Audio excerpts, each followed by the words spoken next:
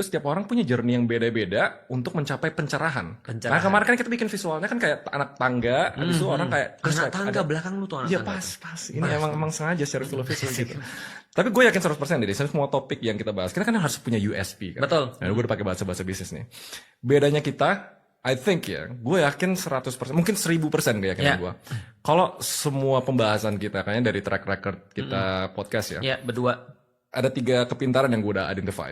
Dan gue pengen 3 ini kalau orang nonton semuanya, pasti naik. Dan itu nggak berlebihan ya? Nggak berlebihan menurut gue, karena dari cara kita berpikir aja beda gitu. Asik.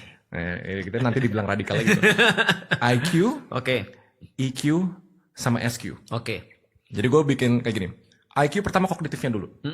Karena kalau orang mulai sering bertanya, orang mulai sering menstrukturkan hal-hal yang biasanya mereka manut. Oh ya udah. Mas mereka mulai bertanya itu IQ udah pasti naik menurut gua. IQ kognitif adalah dari tidak tahu menjadi tahu. Dari tidak tahu menjadi tahu. Oke, berikutnya. EQ pas kita udah bisa mulai mengimplementasikan ilmu kita ke dunia nyata yang mau nggak mau berhubungan dengan manusia. Emotional management, relationship, communication dan lain-lain itu udah pasti namanya peradaban. Kemarin tuh ada satu statement yang beban peradaban. Teman-teman gue yang nonton podcast kita ngerasa paling relate di sana, tapi yang intelligence-nya tinggi. Iya. Yang intelligence tinggi pas ngomong beban peradaban satu orang tua gitu di sana.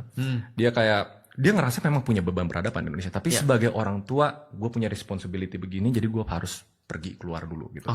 Mereka ngerasa relate. Jadi EQ tuh human relationship itu pasti nanti kita bakal bahas. Nah, yang ketiga SQ.